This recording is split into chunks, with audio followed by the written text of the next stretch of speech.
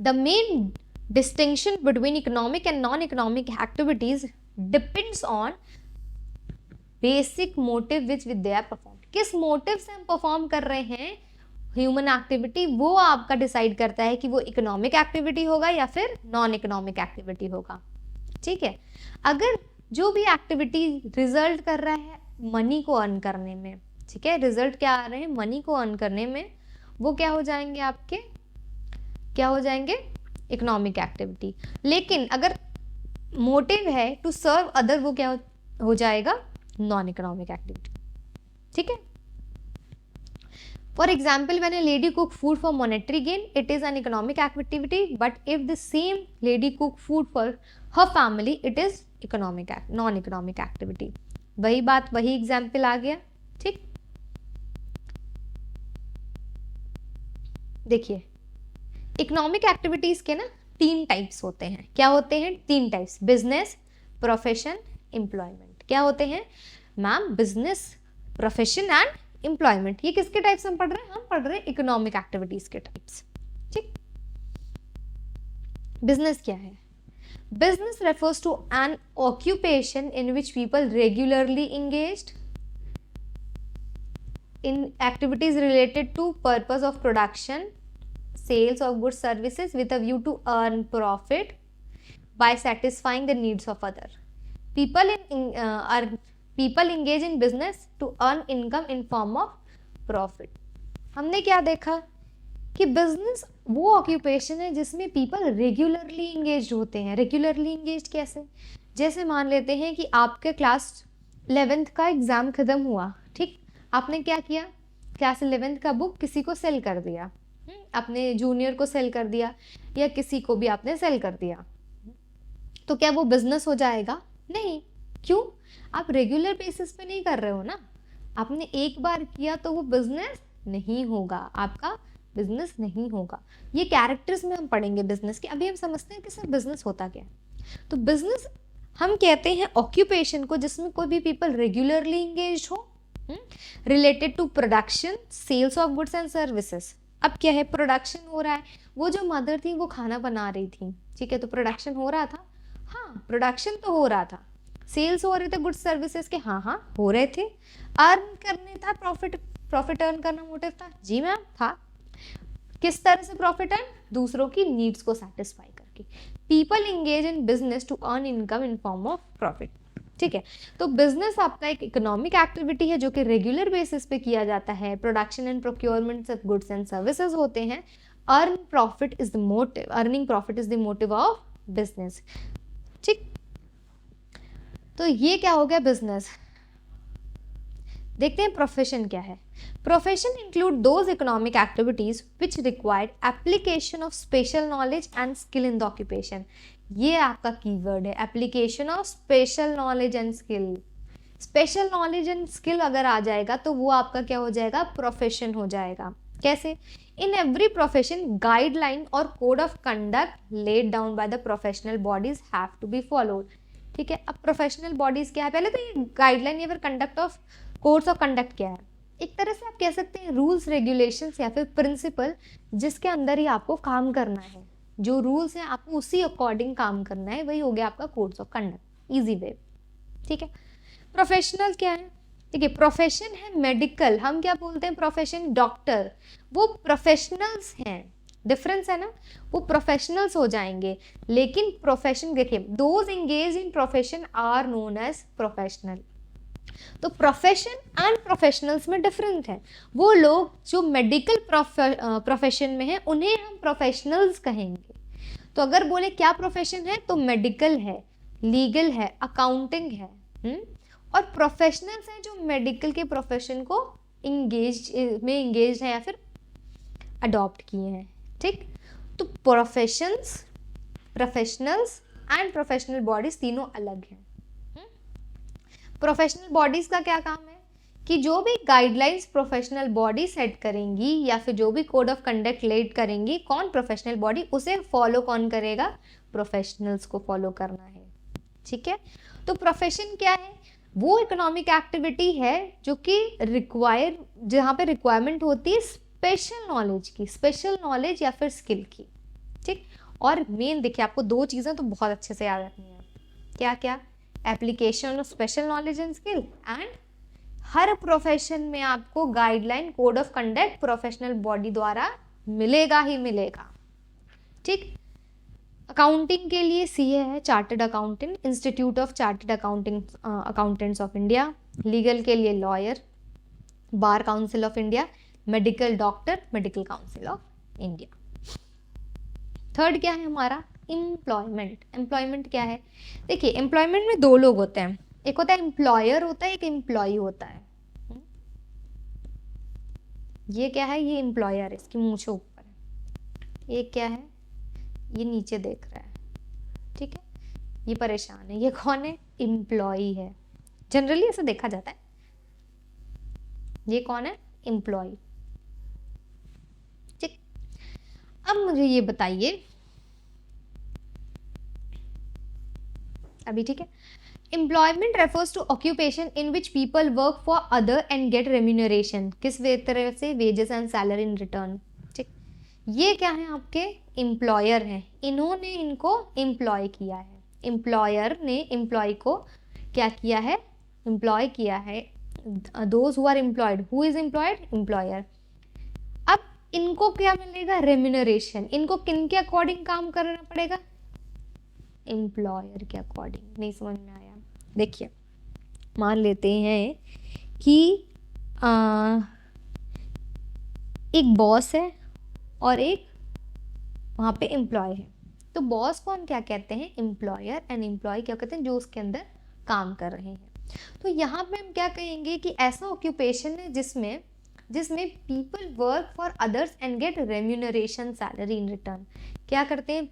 जो लोग हैं वो दूसरे के लिए काम करते हैं और उनको उसके बदले में पैसे मिलते हैं। तो जो एम्प्लॉयड है दूसरे के अंदर, उसको हम एम्प्लॉय कहते हैं, an employer. Bank employees get salary, people who work in factory receive wages. ठीक। तो वेजेस या फिर सैलरी के फॉर्म में इनको रेम्यूनरेशन मिलता है। अब हमें इन तीनों में डिफरेंस देखना है कि हमने जो भी अभी पढ़ा उनके क्या डिफरेंस है। पहला क्या है? Mode of establishment. तो जब हम स्टैब्लिश करते हैं किसी भी बिजनेस को,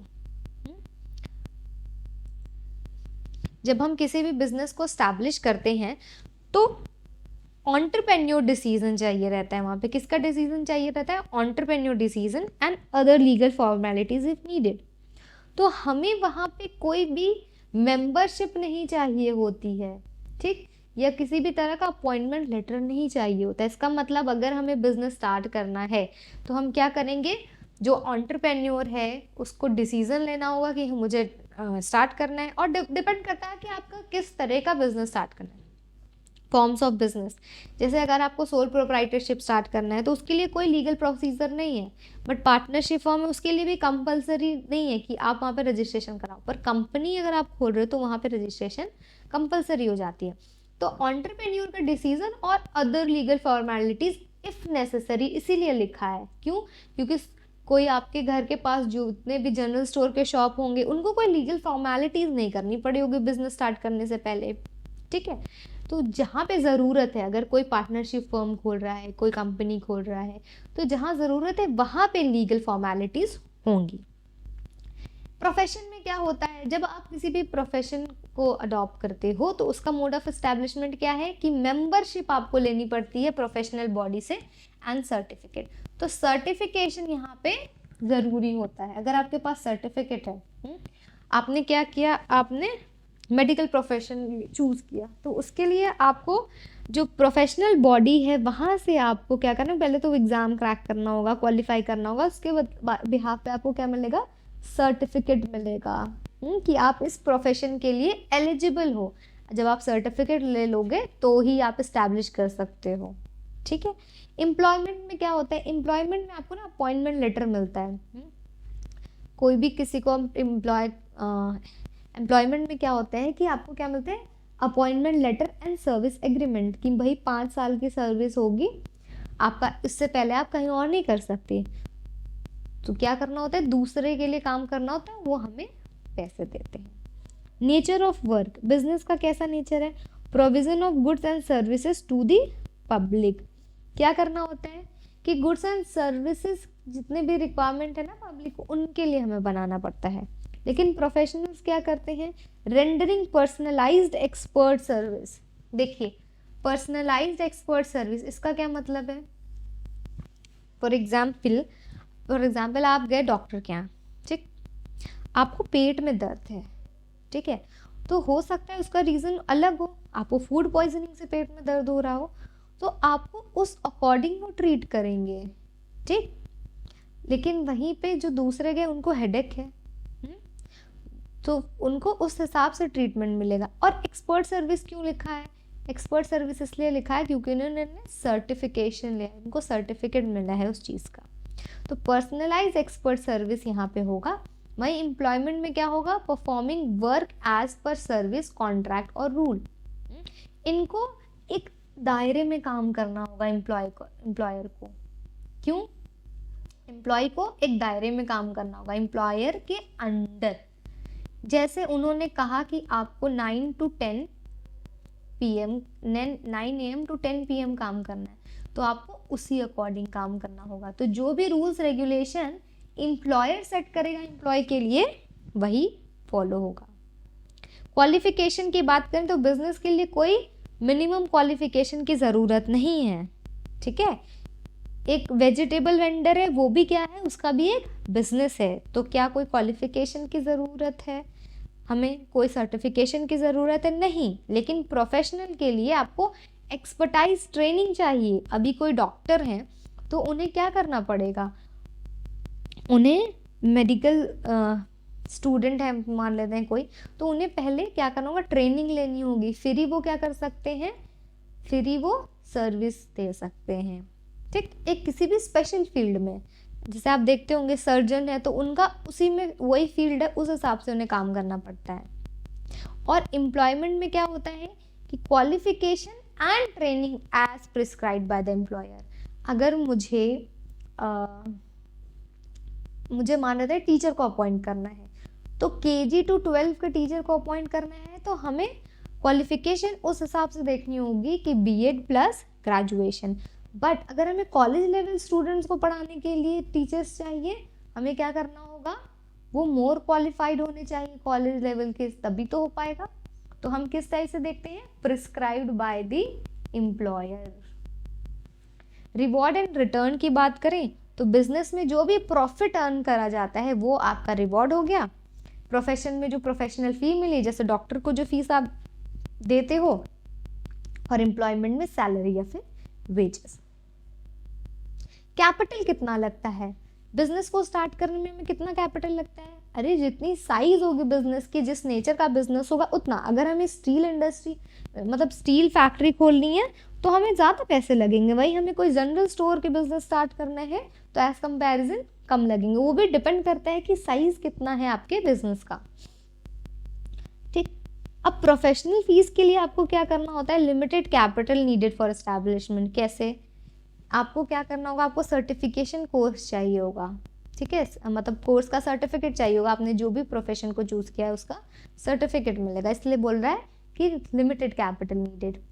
एंड कोई कैपिटल नहीं है आपको किसमें, एम्प्लॉयमेंट में आप किसी और के लिए काम करोगे, ठीक। मान लेते हैं आप टीचर हो, तो आप स्कूल में गए, आपको पढ़ाया, आपको उसके बदले में काम मिला, तो क्या आपको कोई इन्वेस्टमेंट करनी पड़ी, किसी तरह का कैपिटल इन्वेस्ट करना पड़ा स्कूल में, नहीं, तो इसीलिए कोई भी कैपिटल रिक्वायरमेंट नहीं होती है। Risk, profit are uncertain, risk is present. Business में प्रॉफिट होगा नहीं होगा हमें नहीं पता, अनसर्टेन मतलब हमें पता नहीं है कि क्या होगा, रिस्क वहाँ पे ज़रूर होता है। वहीं प्रोफेशन में देखा जाए तो फी is generally regular and certain, और सम रिस्क है, कुछ रिस्क है, लेकिन फी एक तरह से सर्टेन होता है कि हमें, अगर हम जा रहे हैं तो किसी डॉक्टर के पास गए तो वहाँ पे कितना है 500 वो चार्ज करते हैं फीस, ठीक है, ये एक तरह से सर्टेनिटी वहाँ पे है। लेकिन एम्प्लॉयमेंट में तो बिल्कुल भी रिस्क नहीं है। क्यों नहीं रिस्क है बिल्कुल भी, क्योंकि हम किसी और के लिए काम कर रहे हैं, हमने कोई पैसे भी नहीं लगाए हैं, हमें रेगुलर पेमेंट मिलेगा और फिक्स पेमेंट। जैसे मंथली आपको 15,000 मिल रहा है, मंथली आपको 50,000 मिल रहा है, तो ये आपका क्या हो गया, रेगुलर आपका इनकम हो जाएगा। ट्रांसफर ऑफ इंटरेस्ट, क्या आप बिजनेस को ट्रांसफर कर सकते हो किसी को? हाँ, थोड़ी फॉर्मेलिटी, मान लेते हैं मेरी तबीयत खराब है, मेरे शॉप पे मैंने किसी अपने फैमिली मेंबर को बिठा दिया, पर क्या प्रोफेशनल्स ऐसा कर सकते हैं? नहीं। मान लेते हैं डॉक्टर अभी अवेलेबल नहीं है, कोई सर्जरी करनी है, तो क्या अपने फादर को भेज सकते हैं कि पापा आप जरा चले जाओ इनकी सर्जरी कर दो? ऐसा कर सकते हैं क्या? नहीं कर सकते ना।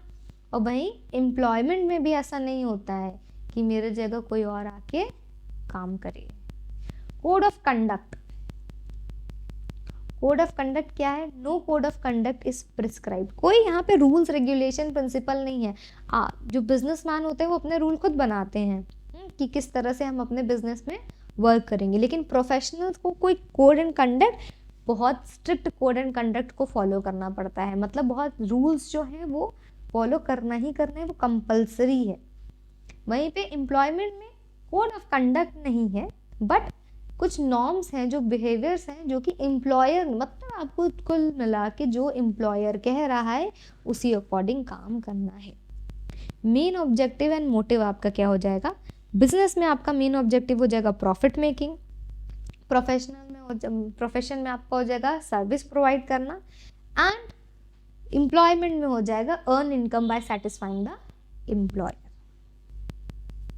आई होप आपको ये लेक्चर पसंद आया होगा। Thank you for watching.